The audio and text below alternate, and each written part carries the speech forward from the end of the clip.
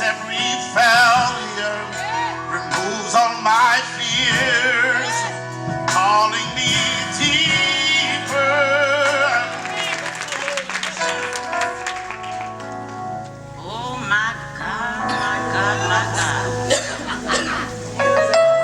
She set you all up. She set me up. Giving all honor to the one who makes it all possible. Yes. All right now. Yes. The one who's the center of my life. The center of my joy. Giving honor to our pastors, Pastor E.A. Deckard. Glory to your name. Co-Pastor Sandra Deckard, my beautiful wife, mother in Christ, thank you. Glory be to God on today. We've been prepared, processed, purged, positioned. I hope you realize now there is a process through all of this. All right now. Yes. Position. Now the heart of a woman must be pushed. Yes. Come on. For the depths of God. In order to go deeper. The Message Bible. Luke 5:4 reads like this. When he finished teaching, he said to Simon, push out into the deep waters and let out for a catch. I want to home in on push out into the deep. Good God Almighty. What does it mean to push? Well, it simply means it is a determined advance against opposition, obstacles, to press forward, continue, proceed despite overwhelming obstacles. Good God Almighty. When I think of one who pressed and pushed through overwhelming obstacles, I think of the woman with the issue of blood. Mark 5:25-34 tells us that she bled for 12 long years.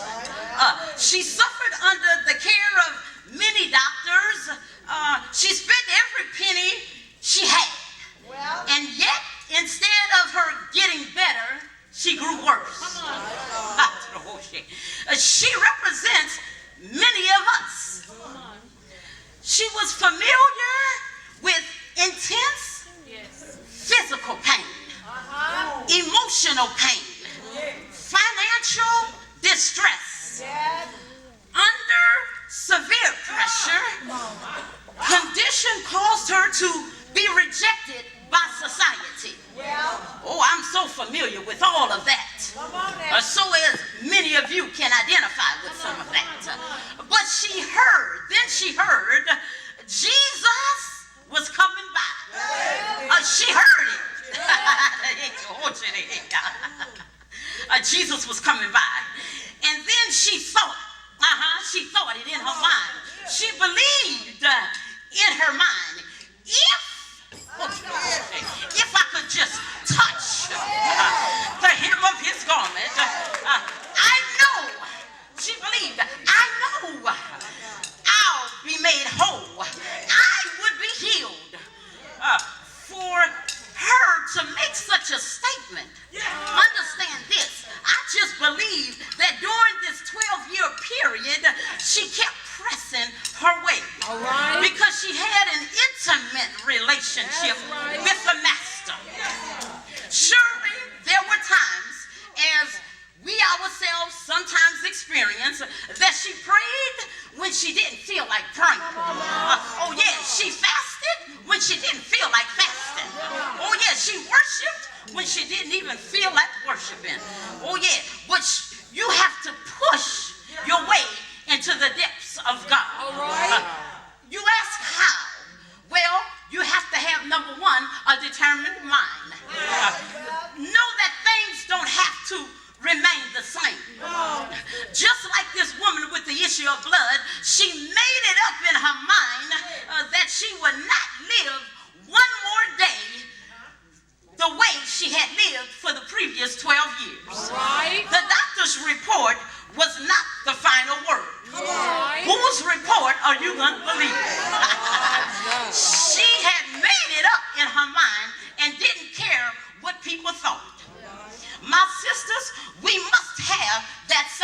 determination. Enough is enough.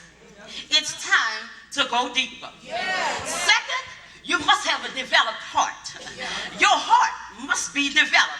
She knew God was bigger than her problem, which means that she had an intimate relationship with God. She spent quality time with God, the Father. Despite the circumstance, despite the situation, God is calling you to go deeper. This means you've got to do something. You've got to meditate on his word. You've got to stay in constant prayer. You've got to praise and worship him in spite of what you're going through. The third thing is you have to have a desperate faith. You have to have a radical faith. She had a desperate faith that caused her to push her way through the crowd to get what she needed from God. She knew that contact with Jesus was her last resort. But she had an obstacle. She had a mighty crowd that stood before her and her cure. She was desperate. She had that kind of faith that aggressively went after her promise. You got to be aggressive. Satan is out here loud and loose. You got to be loud and aggressive. She needed to move. She needed a mighty move of God. So she made it her goal. You got to make it your goal. So to push her way to Jesus at all costs. For her miracle. And when she touched him,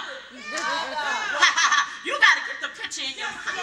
She had an issue for 12 long years. I wish I had time to tell you about an issue that lay dormant in me for 12 long years. But I never lost my praise. Doctors couldn't help me. They told me they didn't know what was going on. They gave me medication. I lost everything. They told me they didn't know why I was having the seizures, but they medicated me anyway for 12 long years.